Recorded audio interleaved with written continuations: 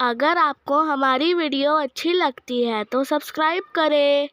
जब सब शहीद हो गए, पैगाम करबला, सब शहीद हो गए, लाशों पे घोड़े दौड़ गए, बीवियों के दुपट्टे छीन लिए गए। ये बड़ी गरीब सादा वो रंगी है दास्ताने हरम, निहायत इसकी हुसैन इब्तिदा है इस्माइल।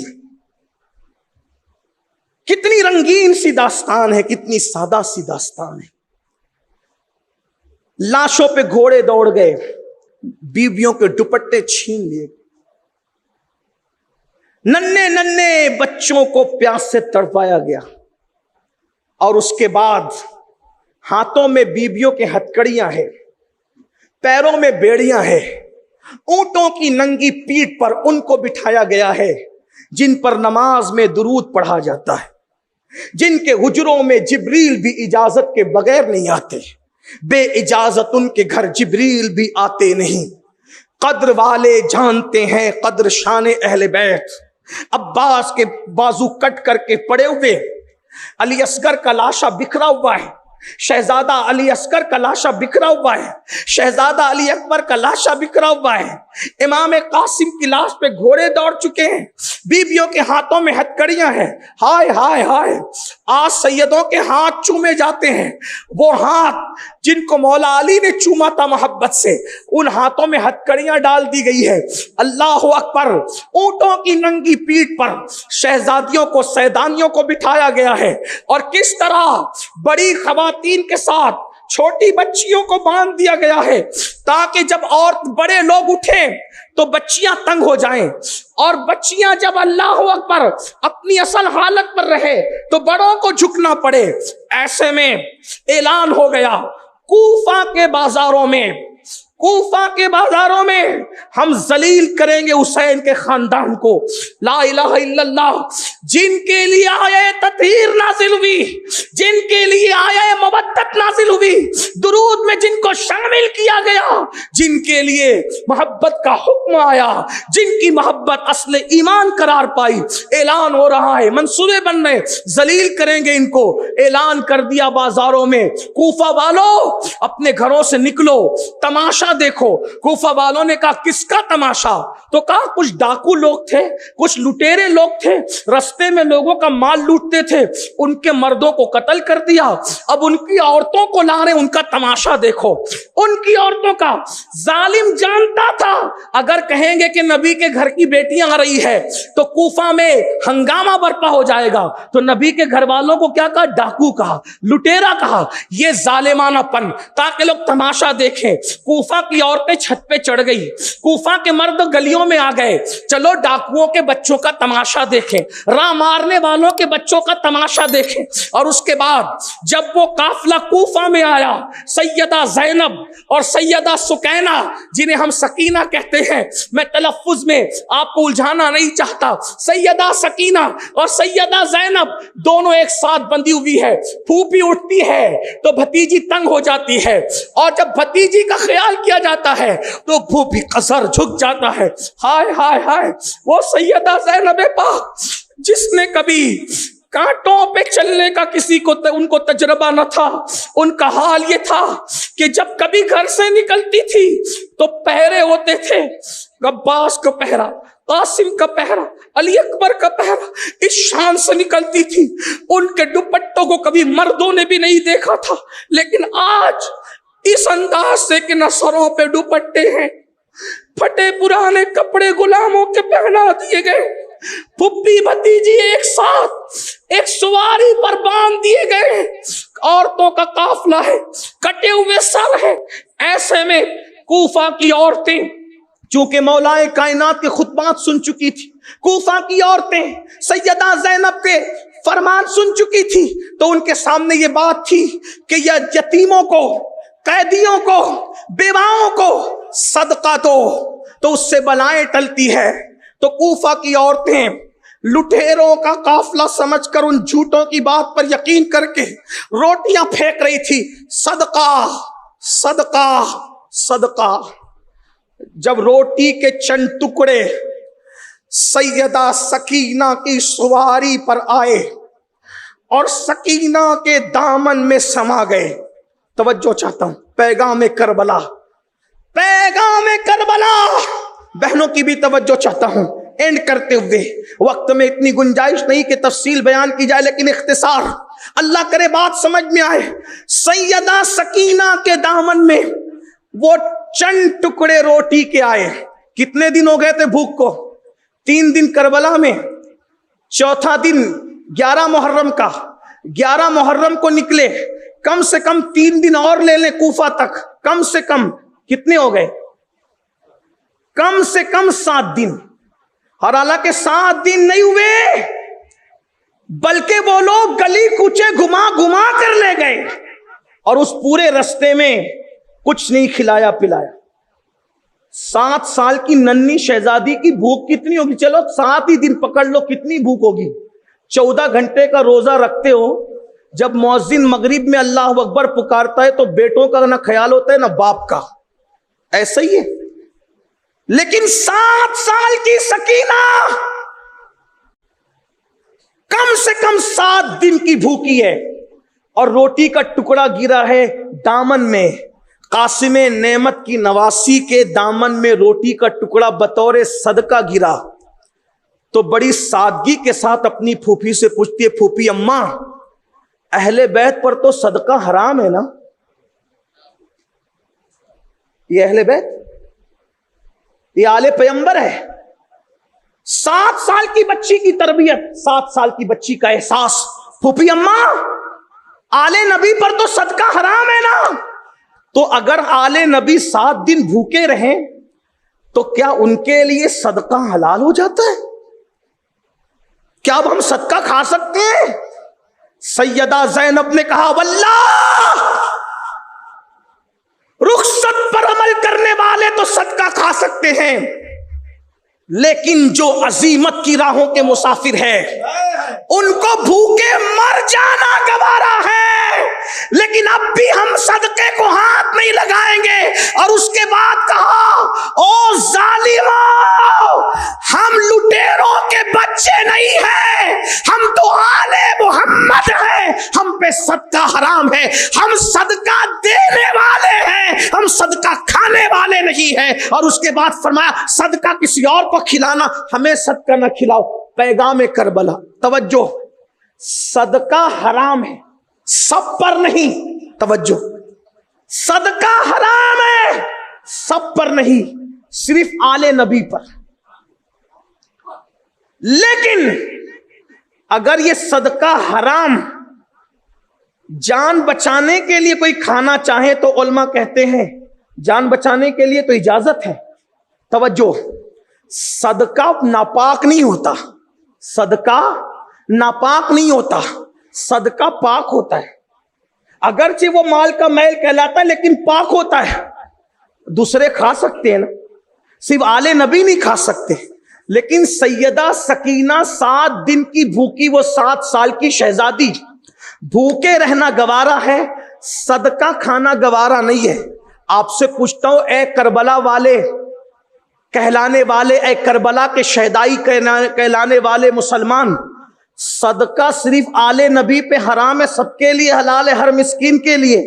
لیکن سود تو ہر مسلمان کے لیے حرام ہے. سکینہ صدقہ نہیں کھا رہی ہے 7 دن کی بھوک کے باوجود, اور تم مسلمان ہو کر اور سنی مسلمان ہو کر اور حسینیت کا دعویٰ کر کے سود کس منہ سے کھا رہے ہو؟ پیٹ بھرا ہے پھر بھی سود کھا رہے ہو. اور یاد رکھنا, سود کھانا بھی حرام ہے اور سور کھانا بھی حرام ہے. لیکن سور کھانے سے برا سود کھانا ہے. کیوں؟ اس لیے کہ سور کھانا حرام تو ہے, مگر سور کھانے والے کے لیے اللہ نے قرآن میں جنگ کا اعلان نہیں کیا, مگر سود کھانے والے کے لیے اللہ نے اعلان جنگ فرمایا ہے. اب آپ سے پوچھنا چاہتا ہوں, اگر تم واقعی کربلائی ہو تو سکینہ پاک نے صدقہ مسترد کر دیا کہ ہم پہ جب نانا نے حرام کر دیا مر جائیں گے, لیکن حرام کی طرف نہیں بڑھیں گے تاکہ راہ عزیمت کے مسافر بن جائیں. اور آپ لوگ سود کے دھندے کر رہے ہیں. اللہ اکبر. तुरफा तमाशा तो ये है, बल्कि लोग कहते हैं मौलाना सूद का धंधा इसलिए कर रहे हैं ताकि बेवाओं को पाले, यतीमों को पाले, गरीबों की मदद करे, गरीबों को पढ़ाए। मैंने कहा अल्लाह के बंदे, सूद के पैसे से नेक काम करना ऐसा ही है जैसे नापाक कपड़े को पेशाब से धोना। कि नापाक कपड़ा पेशाब से धो तो क्या नापाक कपड़ा पाक हो सकता है? कहा नहीं, हरगिज नहीं पाक हो सकता। तो फिर ये सूद के धंधों से पढ़ाना किसने कहा? बेवाओं की परवरिश किसने कहा? याद रखना, बेवा की परवरिश हम पे फर्ज नहीं है, किसी गरीब की मदद करना हम पे फर्ज नहीं है, पसंदीदा काम है, नफिल काम है, सवाब का काम है, मुस्तहब काम है। लेकिन सूद से बचना हम पे फर्ज है। ये सारे गलत रास्ते ना निकालो। और सुन लो, मेरे आका ने इरशाद फरमाया, जब मेरी उम्मत में सूद आम हो जाएगा तो उस वक्त तो अल्लाह इन पर जालिम हुक्मरां मुसल्लत करेगा जो इनकी गर्दनें उतार देगा, इन पे जुल्म करेगा, इन पे ज्यादती की जाएगी, इनके नेकों की दुआ कबूल नहीं की जाएगी, इनको तबाह कर दिया जाएगा, बारिश रोक दी जाएगी, अनाज में किल्लत कर दी जाएगी, कहत साली कर दी जाएगी। मेरे अजीज, हमने करबला को पूरी जिंदगी सुना लेकिन करबला को कभी समझने की कोशिश नहीं की। इसलिए पैगाम करबला क्या है? अगर दो लफ्जों में करबला बयान कर दी जाए तो फिर हम इतना ही कह सकते हैं कि करबला ये है कि दीन अहम है, दीन पर सब कुछ कुर्बान कर दो, दीन को किसी और चीज पे जो है वो कुर्बान मत करो, इसलिए कि दीन वो है, दीन हमेशा बाकी रहेगा, दीन हमेशा जिंदा रहेगा। दीनदार बनोगे तो अल्लाह तुम्हारे डंके बजा देगा, तुम्हें इज्जत अता करेगा, तुम्हें वकार अता करेगा। इख्तिताम पर यह कह दूं, अरे जिनको कब्रें मयस्सर नहीं आई थी, कौन कह सकता था कि इनके भी जिक्र होंगे, इनके भी जलसे होंगे, इनके भी नाम लिए जाएंगे। अल्लाह अकबर। आज तक पता मिला इमाम हुसैन का जनाजा किसने पढ़ाया? उस इमाम का नाम किसी को पता है? मौला हुसैन की कब्र में कौन उतरा था? किसी को नाम पता है? कफन क्या दिया गया था? किसी को नाम पता है? वल्लाह लोग तो समझ रहे थे जिनको कफन भी पूरे नहीं मिले उनके क्या नाम रहेंगे, लेकिन दुनिया ने देख लिया जिनको कफन भी मुकम्मल नहीं मिले आज भी उनके डंके बजते नजर आ रहे हैं। और जिन लोगों ने महलों में जिंदगी गुजारी, न कोई नाम लेने वाला है, न नस्ल बाकी रह गई है, बल्कि अभी बात कही गई, लोग कहते हैं कि दीन पे कुर्बान होने से क्या मिलता है। मैंने कहा एक बीमार छोड़ कर गए थे, कोई मोहल्ला ऐसा नहीं है जहां हुसैन की औलाद मौजूद नहीं, और यजीद 8 छोड़ करके मरा था। कोई पागल हुआ, कोई मर गया, कोई खत्म हो गया, और नस्ल यजीद भी खत्म हो गई। और हमें पैगाम मिल रहा है, दीन मिटाओगे खुद मिट जाओ, दीन बचाओगे, दीन बचाओगे हमेशा जिंदा रहोगे। अब हम दीन मिटा रहे हैं या दीन बचा रहे हैं? बड़ी माजरत के साथ जो नमाज छोड़ दे वो कौन है? अल्लाह के रसूल फरमाते हैं, अस्सलातु इमादुद्दीन, नमाज दीन का सुतून है। जिसने उसको तर्क कर दिया उसने दीन ढा दिया। ज़िना किया जा रहा है, फिल्में देखी जा रही, गंदी पिक्चरें देखी जा रही, गंदे सीरियल देखे जा रहे हैं, लड़कियों को भगाने के प्लान बन रहे हैं, पिकनिक के नाम पर ज़िना के अड्डों को आबाद किया जा रहा है। बताइए, दीन अपने हाथों से मिटाओगे तो खुद मिट जाओगे। इसलिए दीन को मिटाने वाले मत बनो, दीन को बचाने वाले बनो। और आज मुसलमान कहता है शरीयत बचाएंगे, दीन बचाएंगे। जिसकी जिंदगी में खुद दीन नहीं है वो क्या खाक दीन बचाएगा? कहां है दीन? कहां है दीन? गुटखा खाने की वजह से रमजान शरीफ का रोजा नहीं रख सकते, कौन दीन बचाए? कौन दीन बचाएगा? गुटखा खाने की वजह से रमजान मुबारक का रोजा छोड़ते, तंबाकू खाने की वजह से रमजान शरीफ का रोजा छोड़ते, सिगरेट की वजह से रमजान शरीफ का रोजा छोड़ते, पूरी ज़कात अदा नहीं करते। और जब ज़कात की बात आती है तो लोग कहते हैं यार ये मौलवी लोग ज़कात की बड़ी बात करते हैं। मौलवी का क्या ताल्लुक ज़कात से? अगर आप ज़कात देते तो मदरसों को देते, मौलवी को नहीं देते।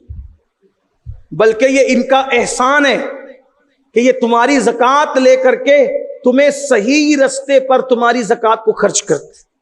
واللہ اگر یہ علماء واقعی جو علماء ہیں اگر یہ صحیح راستے میں تمہاری زکوٰۃ خرچ نہ کریں تو پتہ نہیں تمہاری زکوٰۃ کہاں کہاں جائے گی. اور پھر میں کہتا ہوں تم سے یہ علماء نوٹیں لیتے ہیں, کاغذ کی نوٹیں, اور پلٹ کر تمہیں کیا دیتے ہیں؟ حافظ قرآن, عالم قرآن, عامل قرآن. توجہ تو فرمائیں, غور تو کریں کہ لیتے کیا ہیں اور پلٹ کر دیتے کیا ہیں. اس میں بھی ہم اہل علم کو مشکوک ٹھہراتے ہیں. کچھ لوگ تو بڑی معذرت کے ساتھ بات کرتے رہے, یہ 2 کوڑی کا مولوی, 2 کوڑی کا مولوی. معاف کیجئے گا, علماء کو 2 کوڑی کا مولوی کہنے والوں, یہ انگریزوں کے دور کی ایجاد ہے. جب انگریز آئے نا تو دیکھا علماء بڑے متاثر کر رہے ہیں, تو انہوں نے علماء کی نفرتیں, مشائخ کی نفرتیں عوام کے دل میں پیدا کرنا شروع کی. اور آج حالات یہ ہو گئے کہ ایک آدمی جو کھڑے ہو کے پیشاب کرتا ہے, وضو کے فرائض اور غسل کے فرائض نہیں جانتا, کیا کہتا ہے؟ 2 کوڑی کا مولوی.